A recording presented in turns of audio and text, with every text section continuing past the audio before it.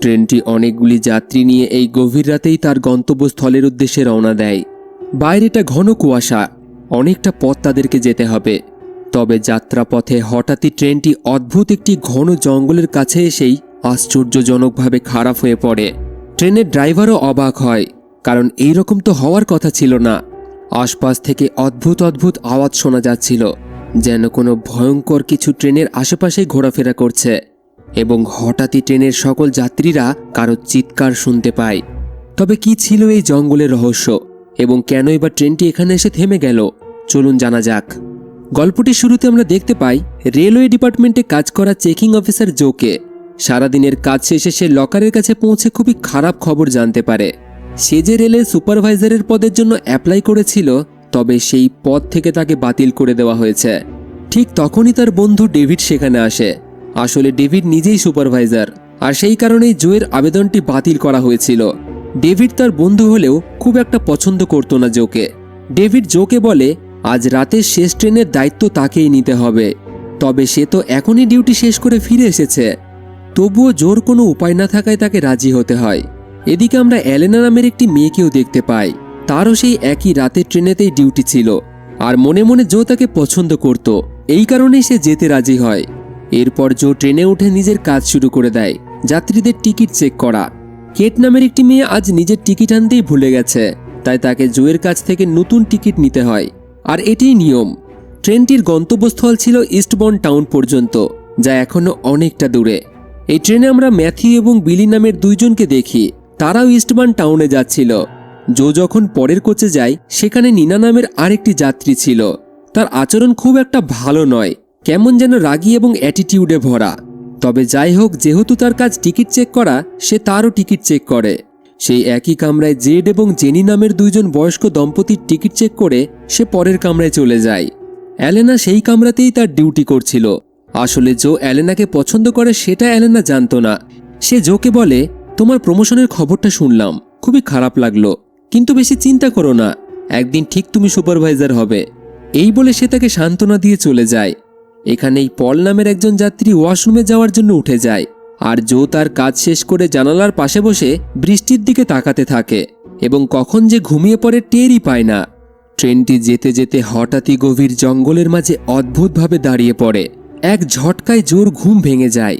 Driver স্পিকারে ঘোষণা করে ট্রেনের চাকায় নাকি কিছু আটকে গেছে, তাই ট্রেনটি দাঁড়িয়ে পড়েছে। আমি দেখে আসছি, সকল যাত্রীরা আপনারা একদমই চিন্তা করবেন না। কিছুক্ষণ পর জো সামনে গিয়ে দেখে কিছু জিনিসপত্র পড়ে আছে। অ্যাড্রিয়ান নামের একজন রেলকর্মী এলেনাকে সেগুলো তুলতে সাহায্য করছে। জো তাদেরকে সাহায্য করে এবং তারা তিনজনে মিলে জিনিসগুলো ঠিক জায়গায় রেখে দেয়। ওদিকে ড্রাইভার ট্রেন থেকে নেমে চারিদিকটা ভালোভাবে দেখতে শুরু করে। চারিদিকে ঘন অন্ধকার, গা ছমছমে পরিবেশ। ড্রাইভার বুঝতেই পারে না ট্রেনটি হঠাৎ কেন এখানে থেমে গেল। সে ভালো করে ট্রেনের চাকাগুলি পরীক্ষা করে দেখতে শুরু করে। অন্যদিকে ট্রেনের ভিতরে সকল যাত্রীদের মধ্যে ভয় কাজ করছে। এমন গভীর জঙ্গলে ট্রেনটা কেন থামলো? আর ভয় পাওয়া আসলেই স্বাভাবিক। জো সকলকে শান্ত থাকতে বলে। ড্রাইভার তো বাইরে গেছেন, তিনি দেখছেন আসল সমস্যাটা কি। বাইরে ড্রাইভার ট্রেনটি থামার কারণগুলি এদিক ওদিক খুঁজতে থাকে, কিন্তু সে এখনো কোনো কারণ খুঁজে পায় না। জো ক্রমাগত যাত্রীদের শান্ত করার পাশাপাশি ড্রাইভারের সাথে যোগাযোগ করারও চেষ্টা করে, কিন্তু ওদিকে ড্রাইভারের থেকে কোনো সাড়া মেলে না। ঠিক সেই সময় ড্রাইভার খুঁজতে খুঁজতে শেষ পর্যন্ত কারণটি জানতে পারে। আসলে একটি হরিণ চাকার মধ্যে আটকে যাওয়ার কারণে ট্রেনটি থেমে গিয়েছিল। ড্রাইভার মৃত হরিণটিকে বের করার চেষ্টা করতে থাকে, কিন্তু ঠিক তখনই জঙ্গলের মধ্যে থেকে সে কিছু অদ্ভুত আওয়াজ শুনতে পায়। তার এমন মনে হয় যেন কেউ তাকে লুকিয়ে লুকিয়ে দেখছে। চারিদিকটা এমনিতেই অন্ধকার, কিছুই দেখা যাচ্ছে না। ড্রাইভার কিছুটা ঘাবড়েই যায়। ওদিকে ট্রেনের ভিতরে সবাই অনেকটা ভয়ে ছিল, কিন্তু নিনা নামের মেয়েটির কোনো ভয়ই ছিল না। সে তো জোরে জোরে গান গাইছিল, যার ফলে ওই বয়স্ক দম্পতির কিছুটা বিরক্তও হয়। ঠিক সেই মুহূর্তেই হঠাৎই জঙ্গলের ভিতর থেকে একটি অদ্ভুত ক্রিয়েচার বেরিয়ে এসে ড্রাইভারের উপর হামলা করে। সেই ক্রিয়েচারের পাগুলি ছিল পশুর মতো, কিন্তু সে মানুষের মতো দুই পায়ে দাঁড়িয়েছিল। ড্রাইভার যন্ত্রণায় ছটপট করছিল, যেন তাকে ওই প্রাণীটি চিবিয়ে চিবিয়ে খাচ্ছে। এদিকে অনেকক্ষণ অপেক্ষা করার পরেও ড্রাইভারের কোনো খোঁজ পাওয়া যায় না। তাই জো এবং এলেনা ড্রাইভারের কেবিনের কাছে গিয়ে দরজা খুলে দেখে, কিন্তু ভিতরে তো কেউই নেই। দুজনেই খুবই চিন্তিত হয়ে পড়ে, আসলে হচ্ছেটা কি। জো তখন টর্চ নিয়ে বাইরে জঙ্গলের দিকে দেখে, কিন্তু সেখানেও ড্রাইভারকে কোথাও দেখা যায় না। এই সময়ের মধ্যে যাত্রীদের ধৈর্যের বাঁধ ভেঙে যায়, কেউ কেউ তো রেগেও যায়। তারা চিৎকার করে বলতে শুরু করে, আসলে হচ্ছেটা কি এখানে? ট্রেন আবার চালু হচ্ছে না কেন? সবাই বলে যে আমাদের ড্রাইভারের সাথে কথা বলা উচিত, কি হচ্ছে তিনিই বলতে পারবেন। তখন জো তাদেরকে জানায় ট্রেনে কোনো ড্রাইভারই নেই, তিনি বাইরে ট্রেন থামার কারণ দেখতে গিয়েছিলেন, কিন্তু এখনও ফিরে আসেননি। এই কথা শুনে সবার মধ্যে ভয় আরও বাড়তে শুরু করে। সবাই ভাবতে থাকে, ড্রাইভার যদি নাই থাকে তবে এখন কি করা উচিত? আমরা এখান থেকে কি করে যাব? তখন অ্যাড্রিয়ান বলে, এখন আমাদের কাছে দুটি পথই খোলা আছে, হয় আমরা এখানেই বসে কোনো সাহায্য আসার অপেক্ষা করব, অথবা ট্রেন থেকে নেমে হেঁটেই রেলওয়ে স্টেশনে পৌঁছানোর চেষ্টা করব। কিন্তু সমস্যা হলো এই জায়গায় একদমই সিগন্যাল ছিল না, এই কারণে কারোর সাথে যোগাযোগও করা যাচ্ছিল না। তাই অ্যাড্রিয়ান বলে, আমার মনে হয় আমাদের হেঁটেই রেলওয়ে স্টেশনের দিকে যাওয়া উচিত, আর মাত্র 3 থেকে 5 কিলোমিটার দূরেই স্টেশনটি রয়েছে, আমরা পৌঁছে যাব। কিন্তু জো স্পষ্টভাবে বারণ করে দেয়, কোনো অবস্থাতেই ট্রেন থেকে বাইরে যাওয়া উচিত নয়, যদি কিছু হয়ে যায় তাহলে আমার চাকরি চলে যাবে, তাই সবাইকে ভিতরে থাকা উচিত। আর হতে পারে এই জঙ্গলে কোনো হিংস্র পশু থাকতে পারে, তাই দয়া করে কেউই বাইরে যাবেন না। কিন্তু সবাই মিলে উল্টে তাকেই বোঝাতে শুরু করে, এমন ভয়ঙ্কর জঙ্গলে বেশি দেরি করা উচিত নয়, যত তাড়াতাড়ি সম্ভব আমাদের এখান থেকে বেরিয়ে যাওয়া উচিত, নইলে আমাদের বিপদ হতে পারে। শেষ পর্যন্ত জো রাজি হয়ে যায় এবং দরজা খুলে সবাইকে বাইরে নিয়ে যায়। কিন্তু তখনই জঙ্গলের ভিতর থেকে রহস্যময়ভাবে ভয়ানক গর্জন শোনা যেতে থাকে, এমনকি কাউকে তাদের উপর নজর রাখতেও দেখা যায়। সবাই জঙ্গলের রাস্তা ধরে রেলওয়ে স্টেশনের দিকে হাঁটতে শুরু করে। জঙ্গলের গা ছমছমে পরিবেশ এবং অন্ধকারের ভেতর দিয়ে হাঁটতে হাঁটতেই মাঝে মাঝেই তারা অদ্ভুত অদ্ভুত আওয়াজ শুনতে পায়, মনে হয় যেন কেউ গাছের আড়ালে লুকিয়ে তাদেরকেই দেখছে। মাঝে মাঝে তো আশেপাশের ঝোপঝাড়গুলিও নড়াচড়া করছে। সকলেরই মনে হয় হয়তো কোনো হরিণ বা জঙ্গলের প্রাণী হতে পারে। তবে জো এবং অ্যালেনা কিছুটা এগিয়ে যায় দেখার জন্য, এবং তারা সামনে যেতেই এমন এক ভয়ানক দৃশ্য দেখে যা তারা কল্পনাও করতে পারেনি। তাদের ট্রেনের ড্রাইভার সেখানেই পড়ে আছে, তবে মৃত, তার শরীর মাঝখান থেকে চিরে ফেলা হয়েছে।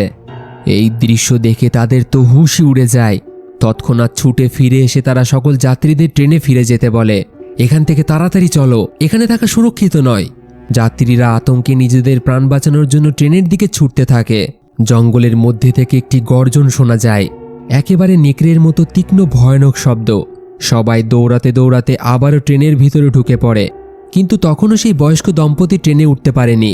কোনো রকমে একজন উঠে গেলেও আর একজনের পা বাইরে থেকে যায়, এবং ঠিক সেই মুহূর্তেই ওই অদ্ভুত প্রাণীটি হঠাৎই জেনির উপর ঝাঁপিয়ে পড়ে, তাকে বাইরের দিকে টানতে শুরু করে। যাত্রীরা তাকে চেপে ধরে থাকে এবং কোনো মতে সবাই তাকে ভিতরে টেনে নিয়ে দরজা বন্ধ করে দেয়। সেই প্রাণীটি তার পায়ে কামড় দিয়েছিল, যন্ত্রণায় বয়স্ক মহিলাটি ছটপট করছিল। ম্যাথিউ এবং বিলি নামের ছেলেটি বাইরে উকি মেরে দেখার চেষ্টা করে যে প্রাণীটি আসলে কেমন। ওদিকে অ্যালেনাও প্রচণ্ড ঘাবড়ে গিয়েছিল। জেনির পা থেকে রক্তপাত থামানোর সময় তার হাত থরথর করে কাঁপছিল। বাইরে তখনও জঙ্গলের ভিতর থেকে ওই একই রকমের তীক্ষ্ণ ভয়ঙ্কর আওয়াজ শোনা যাচ্ছিল, এর মানে প্রাণীটি আশেপাশেই ছিল। হঠাৎ সেই প্রাণীটি আবার এসে জোরে ট্রেনের উপর ধাক্কা মারে। তার ভয়ঙ্কর থাবাগুলো ট্রেনের দেওয়ালে আঁচড় কাটতে শোনা যায়। সবারই হার্টবিট ভয়ে আরও বেড়ে যায়। তবে কিছুক্ষণ পরেই তারা বুঝতে পারে যে প্রাণীটি এখন আর সেখানে নেই, চলে গেছে। কিন্তু বিপদ এখনও কাটেনি। যেভাবেই হোক তাদের কন্ট্রোল রুমের সাথে যোগাযোগ করতেই হবে। এরপর জো ড্রাইভারের কেবিনে গিয়ে রেলওয়ে স্টেশনের সাথে যোগাযোগ করার চেষ্টা করে, কিন্তু কোনোভাবে যোগাযোগ করতে পারে না। তখনই বিলি সেখানে এসে বলে, হতে পারে ট্রেনের ফিউল পাইপ কেটে গেছে, তাই ফিউল ইন্ডিকেটরটি কাজ করছে না। আসলে বিলি ট্রেনের ইঞ্জিন সম্পর্কে অনেক কিছুই জানত, তার বাবা এই কাজই করত, সেও এইসব নিয়েই পড়াশোনা করছে। তো যাই হোক, ফিউল ছাড়া তারা কোনো মতেই স্টেশন পর্যন্ত পৌঁছাতে পারবে না, তাই প্রথমে তাদের ফিউল লিকেজটিকে ঠিক করতে হবে। তবে এটা অত সহজ কাজ ছিল না, কারণ বাইরে সেই রহস্যময় প্রাণীটি ট্রেনের দিকেই তাকিয়ে গর্জন করছে। সে যেন যাত্রীদের বাইরে আসার অপেক্ষায় রয়েছে। জো চিন্তায় পড়ে যায় কিভাবে তারা লিকেজটিকে ঠিক করবে, কারণ বাইরে বিপদ তাদের জন্যই অপেক্ষা করে রয়েছে। সে কিছুই বুঝতে পারে না, যার ফলে সবাই মিলে ভাবতে শুরু করে এখন কি করা উচিত। এদিকে প্যাসেঞ্জারদের মধ্যে একজন আহত, খুব তাড়াতাড়ি তার চিকিৎসার প্রয়োজন। এখানে বেশিক্ষণ অপেক্ষা করলে সে মারা যাবে। তবে ট্রেন থেকে বেরোনো মানেই মৃত্যু। আসলে ওই প্রাণীটি কেমন আর কেনই বা তাদের উপর আক্রমণ করছে? কেউ কেউ বলে হয়তো সেটা ভাল্লুক হতে পারে, তবে ভাল্লুক তো ওই রকম গর্জন করে না। আবার কারোর মনে হয় হয়তো সেটি নেকড়ে। তবে জেনির মনে হয় সেটা কোনো প্রাণী নয়, কারণ ওটাকে দেখতে মানুষের মতো লাগছিল। তার কথা সবারই অদ্ভুত লাগে। সবার মনে হয় হয়তো সে ভয়ে উল্টোপাল্টা বকছে। হঠাৎই সবাই পাশের কোচ থেকে কিছু একটা আওয়াজ শুনতে পায়। সবার মনোযোগ সেই দিকে চলে যায়। তাহলে কি প্রাণীটি ট্রেনের ভিতরে ঢুকে এসেছে? বিলি, জো আর অ্যাড্রিন এই তিনজন মিলে পাশের কোচে দেখতে যায়। তারা দেখে আওয়াজটা টয়লেটের ভিতর থেকে আসছিল। তখন তারা ধীরে ধীরে দরজাটি খুলতে যায়।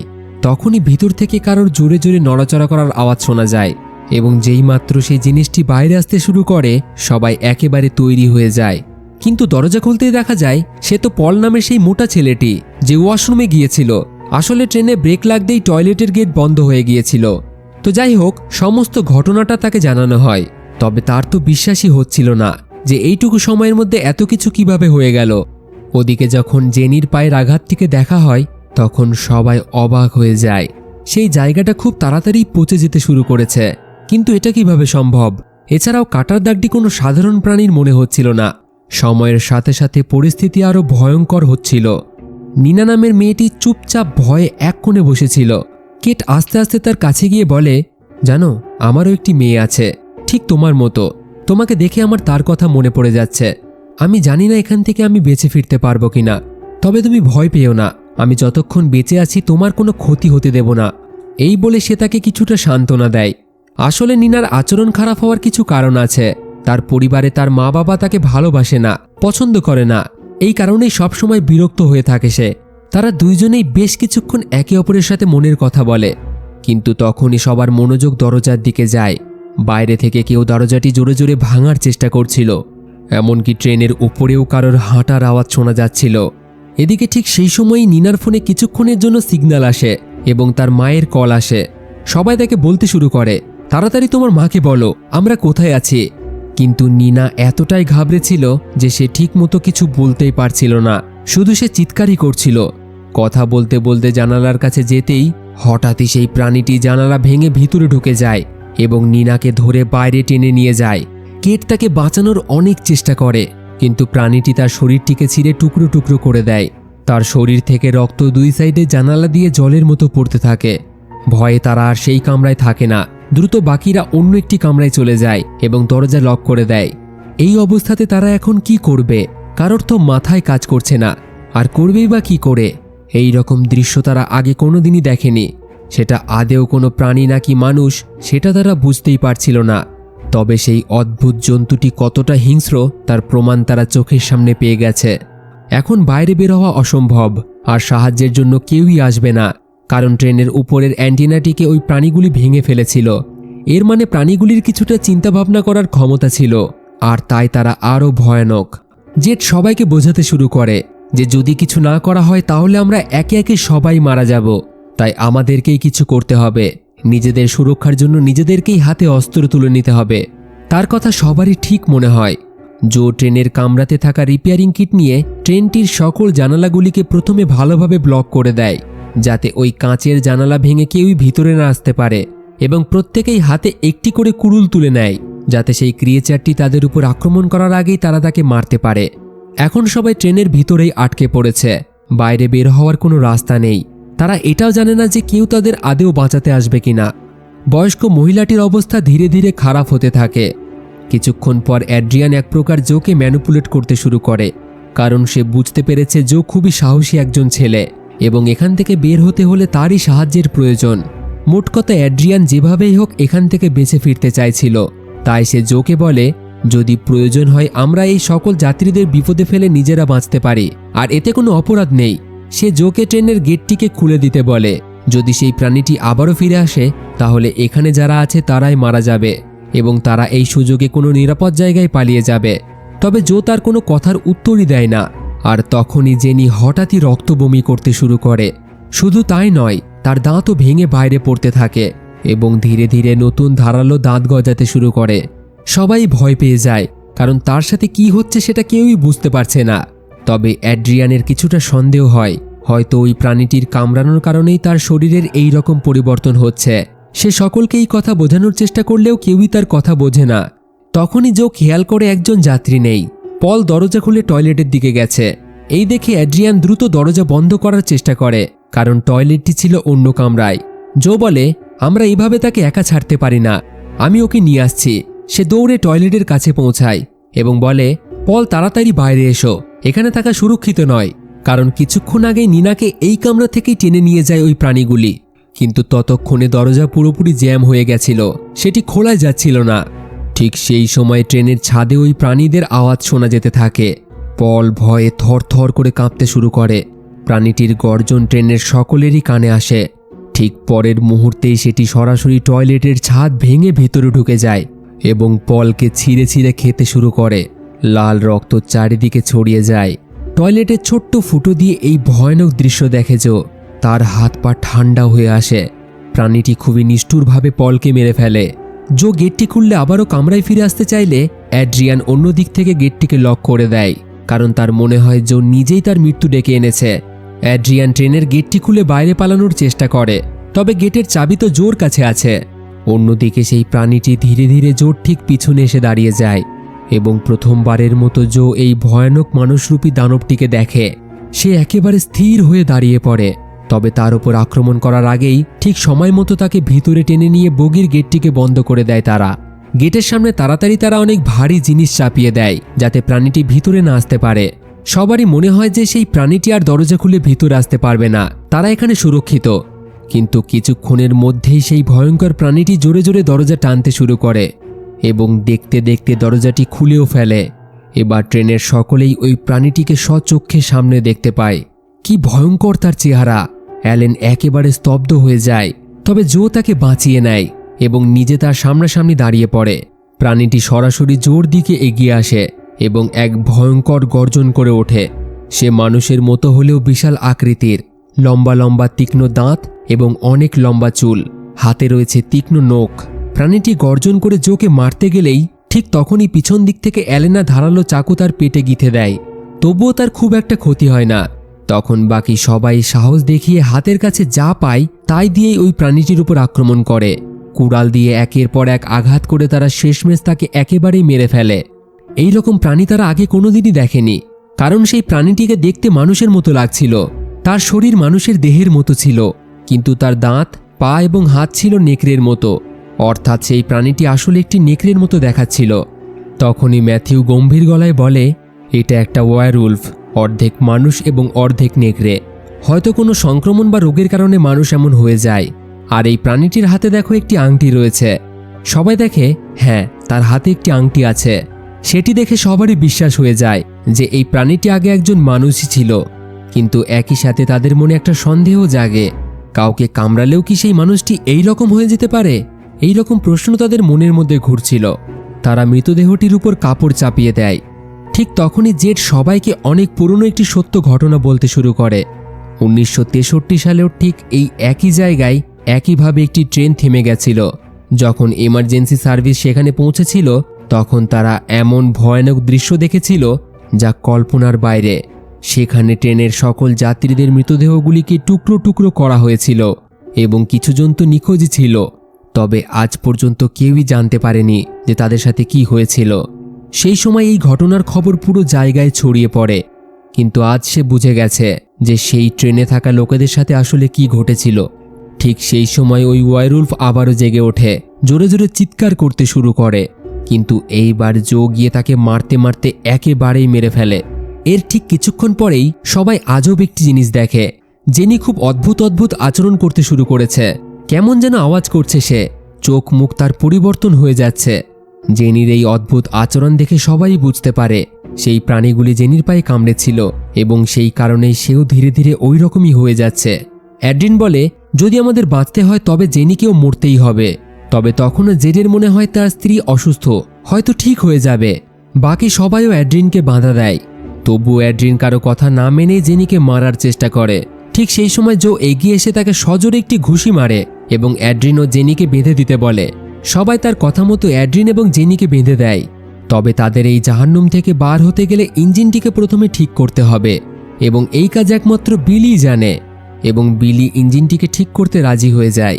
ম্যাথিউ তাকে সাহায্য করার জন্য এগিয়ে আসে। এই সময় অ্যাড্রিন বিলিকে নিয়ে ঠাট্টা করতে থাকে। সে ছোট, সত্যিই কি এই ইঞ্জিন ঠিক করতে পারবে সে? তার কথা শুনে সবারই মনে হয় আসলেই কি সে পারবে ইঞ্জিনটিকে ঠিক করতে। তখন বিলি বলে, আমি ট্রেন ইঞ্জিন নিয়েই ইঞ্জিনিয়ারিংয়ের কোর্স করেছি, আমার উপর ভরসা রাখো। আর এখন তার ওপর ভরসা করা ছাড়া আর কোনো উপায়ই নেই। এরপর বিলি, অ্যালেন, জো এবং ম্যাথিউ এরা 4 জন ড্রাইভারের রুমে যায়। বিলি তাদেরকে ট্রেনের কন্ট্রোল বোঝাতে শুরু করে। যতক্ষণ আমি ফুয়েল পাইপ ঠিক করছি তোমরা মনোযোগ দিয়ে শোনো। যেই আমি সিগন্যাল দেব ইঞ্জিন স্টার্ট করে দেবে, আর যদি সব ঠিকঠাক হয় তবে আমরা সবাই সুরক্ষিত এখান থেকে বেরিয়ে যাব। আর যদি আমি না ফিরি তাহলে আমার জন্য অপেক্ষা করো না। এই বলে বিলি এবং ম্যাথিউ বাইরে বেরিয়ে ফুয়েল পাইপ ঠিক করতে চলে যায়। চারিদিকটা ঘন অন্ধকার এবং কুয়াশায় ভরা, তেমন কিছু দেখা যাচ্ছে না। হাতে টর্চ লাইটের আলোতেই বিলি নিচে ঝুঁকে ট্রেনের নিচে লাগানো পাইপগুলি চেক করতে থাকে, যাতে কোন জায়গায় লিক হয়েছে সে জানতে পারে। এদিকে আমরা জানতে পারি যে অ্যাড্রিয়ান এবং কেট একে অপরকে আগে থেকেই চিনত। আসলে অ্যাড্রিয়ান ততটা ভালো মানুষ নয় যতটা সবাই তাকে ভাবত। এই লোকটার কাজই হলো মেয়েদের মিথ্যা কথা বলে ঠকানো। নিজের স্ত্রী এবং সন্তান থাকা সত্ত্বেও সে বিভিন্ন মেয়েকে বিয়ের মিথ্যা আশ্বাস দিত। এমনকি অ্যালেনার দিকেও তার খারাপ নজর ছিল। একইভাবে সে কেটকেও অনেক বছর আগে ঠকিয়েছিল। সে শুধু নিজেরটাই ভালোভাবে বোঝে, এতে অন্য মানুষের ক্ষতি হলেও তার কোনো সমস্যা নেই। ইতিমধ্যে জেনির শারীরিক অবস্থা ক্রমাগত খারাপ হতে থাকে। কেট এবং জেডের মনে হয় হয়তো হসপিটালে পৌঁছালেই সে ঠিক হয়ে যাবে, কিন্তু আসলে গল্পটা অন্য। ট্রেনের নিচে অবশেষে পাইপগুলি দেখতে দেখতে সে লিকেজটিকে খুঁজে পায়। ঠিক তখনই ম্যাথিউয়ের মনে হতে থাকে যে তাদের আশেপাশে হয়তো কেউ আছে, তবে কাউকে দেখতে পায় না। বিলি ম্যাথিউয়ের কাছ থেকে টেপ নিয়ে লিকেজটিকে ঠিক করতে শুরু করে, কিন্তু তখনই আবার দূর থেকে ম্যাথিউ আবারও কারোর চিৎকার শুনতে পায় এবং কোনো কিছু না ভেবেই হাতে কুড়াল নিয়ে ধীরে ধীরে জঙ্গলের দিকে তাকে বাঁচাতে চলে যায়, কারণ গলাটি সেই মেয়ে নিনার মতো ছিল। বিলি বারবার মানা করলেও সে শোনে না। জঙ্গলের ভিতর থেকে আওয়াজটি বারবার তার কানে আসে, বাঁচাও আমাকে, আমি এখানে। ম্যাথিউয়ের মনে হয় নিনা হয়তো এখনও বেঁচে আছে এবং তাকে সাহায্যের জন্য ডাকছে। কিছুটা জঙ্গলের ভিতরে যাওয়ার পর সে থেমে যায়, কারণ আওয়াজটি একটি গাছের উপর থেকে আসছিল। যখন সে টর্চের আলো ওই দিকে ঘোরায় তার গায়ের রক্ত হিম হয়ে যায়। নিনা নামের সেই মেয়েটি জীবিত তো আছে, তবে সেও ধীরে ধীরে ওই রকম ক্রিয়েচারে পরিণত হচ্ছে এবং তার পেট চিরে অন্য একজন ক্রিয়েচার তার রক্ত খাচ্ছে। এই ভয়ঙ্কর দৃশ্য দেখে সে ছুটে পালাতে থাকে, কিন্তু এখানে দেখা যায় এই জঙ্গলে শুধু ওই একটিমাত্রই ক্রিয়েচার ছিল না, অনেকগুলি রয়েছে যারা ম্যাথিউকে চারিদিক থেকে ঘিরে ফেলে। সে সেখান থেকে বাঁচার চেষ্টা করলেও চারিদিক থেকে তার উপর আক্রমণ করে তারা এবং তার শরীরটিকে ছিঁড়ে ফেলে। তার চিৎকার ট্রেনের যাত্রীরা পর্যন্ত শুনতে পায় এবং দেখা যায় জেনি নিজের উপর থেকে ধীরে ধীরে নিয়ন্ত্রণ হারিয়ে ফেলেছে। অ্যাড্রিন জোরে জোরে চিৎকার করে তাকে খুলে দিতে বলে। সে বুঝতে পেরেছে জেনি আর মানুষ নেই, সেও পরিবর্তন হতে শুরু করেছে। অন্যদিকে বিলি যেই ফুয়েল পাইপটিকে ঠিক করে ফেলে সাথে সাথে ট্রেনের লাইট জ্বলে ওঠে, কিন্তু ইঞ্জিন স্টার্ট করার আগেই জো, বিলি এবং ম্যাথিউয়ের ট্রেনে ওঠার অপেক্ষায় থাকে। তবে ট্রেনের বাইরে যেখানে বিলি কাজ করছিল সেখানে অনেক কটি ওই একই ক্রিয়েচার এসে পৌঁছায়। তারা এদিক ওদিক ঘোরাঘুরি করতে থাকে, এমনকি ট্রেনের নিচে পর্যন্ত দেখে, কিন্তু সেখানে তো বিলি ছিল না, কারণ বিলি আগে থেকেই বুদ্ধি করে ট্রেনের নিচে ঝুলে পড়েছিল। ঠিক সেই সময় ড্রাইভার রুমে বসে জো এবং অ্যালেন যখনই লাইট জ্বালায় তখনই তাদের সামনে সেই ক্রিয়েচারগুলিকে দেখে এবং ভীষণভাবে ঘাবড়ে যায়। ভয়ে জো তৎক্ষণাৎ ইঞ্জিন স্টার্ট করে দেয়। ট্রেন চলতে শুরু করে এবং বিলি নিচে ঝুলন্ত অবস্থাতেই শক্ত করে ট্রেনটিকে ধরে থাকে। ততক্ষণে জেনি পুরোপুরি ওই রকম ক্রিয়েচার হয়ে গেছে এবং এরই মধ্যে সে তার হাতের দড়িটিও ছিঁড়ে ফেলেছে। তাকে আর কেউই আটকাতে পারে না। ঠিক সেই সময় কেট গেটের কাছে যেতেই কয়েকটি ক্রিয়েচার কেটকে চেপে ধরে। কেট অ্যাড্রিনকে তাকে বাঁচাতে বলে, তবে সে তার নিজের জীবন বাঁচানোর জন্য কেটকে ধাক্কা মেরে ফেলে দেয়। ট্রেন দ্রুত গতিতে এগোতে শুরু করে। কেট একা সেখানেই থেকে যায়। সে ভয়ে কাঁপছিল। তখনই তার পিছনে ওই প্রাণীগুলি চলে আসে এবং তাকেও মেরে ফেলে। এদিকে জেনি ভয়ানকভাবে হাসতে হাসতে ধীরে ধীরে জেডের দিকে এগোতে শুরু করে। সে ঝাঁপিয়ে পড়ে তার উপর, তার কাঁধে কামড় দিয়ে তার গলার শিরা ছিঁড়ে দেয়। এরপর সে অ্যাড্রিনের দিকে এগোতে থাকে। অন্যদিকে বাইরে বিলি তখনও ট্রেনের নিচেই ঝুলছিল। ঠিক সেই জায়গাতেই ফুয়েল পাইপটি আবারও কেটে যায়। ট্রেনটি হঠাৎ থেমে যায়। এতে জো এবং অ্যালেনা ভীষণভাবে ভয় পেয়ে যায়, কারণ ইতিমধ্যে ট্রেনের বাইরে অনেকগুলি ওয়ারউলফ ঘোরাঘুরি করছিল। অন্যদিকে জেনি অ্যাড্রিনের উপর আক্রমণ করতে গেলেই জো সময় মতো পিছন দিক থেকে এসে তাকে মেরে ফেলে। জো বুঝতে পারে যে কেটকে বাঁচাতে সে পারত, তবে নিজে বাঁচার জন্য সে কেটকে ট্রেন থেকে ফেলে দিয়েছে। তবে এই সময়টা ঝগড়া করার ছিল না। কারণ ইতিমধ্যেই অনেকগুলি ওয়ারউলফ ট্রেনের মধ্যে উঠে এসেছিল। তারা তাড়াতাড়ি দুই দিকের বগির গেট বন্ধ করে দেয়। জো গেটটি খুলে তাদেরকেই বাঁচানোর চেষ্টা করছিল, কিন্তু অ্যাড্রিয়ান তার ওপর আক্রমণ করে, কারণ সে চাইছিল এই দুজনেই যাতে এই নরখাদকদের মধ্যে ফেসে যায় এবং এই সুযোগে সে নিজে পালিয়ে যেতে পারে। তবে কোনো রকমে দুজনেই তাকে আটকানোর চেষ্টা করে, কিন্তু তখনই অ্যাড্রিয়ান দেখে চাবিটি দরজায় ঝুলছে। এটা দেখা মাত্রই অ্যাড্রিয়ান তাড়াতাড়ি উঠে দরজা খুলে বাইরে বেরিয়ে আসে এবং চাবিগুলি সাথে নিয়ে পালিয়ে যায়। এখন দুদিক থেকেই ওয়ারউলফ তাদের কামরার দিকে এগিয়ে আসতে থাকে। তারা প্রায় আক্রমণ করতেই যাবে, তখনই হঠাৎই বিলি সেখানে চলে আসে। সে এখনো জীবিত আছে। বিলি হাতে মশাল তুলে ওই ক্রিয়েচারদের দিকে ছুঁড়ে মারে, যার ফলে ভিতরে আগুন লেগে যায়। তারপর সে জোকে একটি রড দিয়ে দরজা খুলতে বলে। জো সেটি দিয়ে দরজাটি খুলে ফেলে। দরজা খোলার সাথে সাথে জো এবং অ্যালেনা বাইরে বেরিয়ে পড়ে, কিন্তু বিলি বাইরে বেরোতে গেলেই দুর্ভাগ্যবশত ওই ক্রিয়েচাররা বিলিকে ধরে ফেলে, তাকে টেনে নিয়ে নিজেদের সাথে নিয়ে যায়। জো এবং অ্যালেনা কিছুই করতে পারে না, তাদের কাছে আর কোনো উপায়ই ছিল না। দুজনেই দ্রুত জঙ্গলের রাস্তা দিয়ে পরের স্টেশনের দিকে দৌড়াতে শুরু করে, কিন্তু পিছন থেকে ওই ক্রিয়েচাররা তাদের পিছু করতে থাকে। কিছুটা দূরে আসার পর জো বুঝতে পারে যে এখান থেকে বেঁচে ফেরা অসম্ভব, কারণ জঙ্গলের চারিদিকেই তারা ছড়িয়ে রয়েছে। সে সেখানেই দাঁড়িয়ে অ্যালেনাকে বলে, আমি তোমাকে সবসময় ভালোবাসতাম এবং সারা জীবনই ভালোবেসে যাব, তবে আমি বুঝতে পারিনি আমরা কোনোদিনও একসাথে থাকতে পারবো না। তুমি এখন এখান থেকে পালিয়ে যাও, আমি এদের যে কোনোভাবে আটকে রাখব। এই কথা শুনে অ্যালেনার চোখে জল চলে আসে। সে বলে, না, আমি তোমাকে একা ফেলে যেতে পারবো না। সে তাকে এই বিপদে ছেড়ে যেতে চাইছিল না, তবে জোয়ের বারবার বলার পর অবশেষে সে সেখান থেকে পালাতে শুরু করে। তখনই ওই ক্রিয়েচারগুলি চারিদিক থেকে জোকে ঘিরে ফেলে। জো তার পুরো শক্তি দিয়ে তাদের সাথে লড়াই করার চেষ্টা করে, কিন্তু তারা তিনজন মিলে তার উপর ঝাঁপিয়ে পড়ে এবং শেষ পর্যন্ত তার আর কিছুই করার থাকে না এবং জোয়ের যন্ত্রণার চিৎকার পুরো জঙ্গলে শোনা যেতে থাকে। এদিকে অ্যালেনা কোনো মতে দৌড়াতে দৌড়াতে মেন রেলওয়ে স্টেশন পর্যন্ত পৌঁছে গেছে, আর সেই ট্রেনের যাত্রী হিসেবে শুধুমাত্র সেই জীবিত আছে। কিন্তু অন্যদিকে অ্যাড্রিয়ান এখনও সেই জঙ্গল থেকে বেরিয়ে আসতে পারেনি। সেও পালাতে পালাতে এমন একটি জায়গায় এসে পৌঁছায় যেখানে সে জোর রক্তে ভেজা জামাকাপড় পরে থাকতে দেখে, এবং ঠিক তখনই চারিদিক থেকে অনেকগুলি ক্রিয়েচার তাকেও ঘিরে ফেলে। দেখা যায় জো আর মানুষ নেই, সে নিজেও এখন ওয়ারউলফ হয়ে গেছে। এরপর তারা সবাই মিলে তার শরীরটিকেও টুকরো টুকরো করে ছিঁড়ে ফেলে। এর সাথেই এই মুভিটি এখানেই শেষ হয়ে যায়। তো বন্ধুরা, আজকের এই ভিডিও আপনাদের কেমন লাগলো অবশ্যই কমেন্টে আপনাদের মতামত জানাবেন। ভিডিও ভালো লাগলে একটি লাইক করে বন্ধুদের সাথে শেয়ার করে দেবেন। আর এই রকম মুভি এক্সপ্লেন দেখার জন্য আমাদের চ্যানেলের সাথে জুড়ে থাকুন আর দেখতে থাকুন ফিল্মি গপ্প, the channel of movie lovers.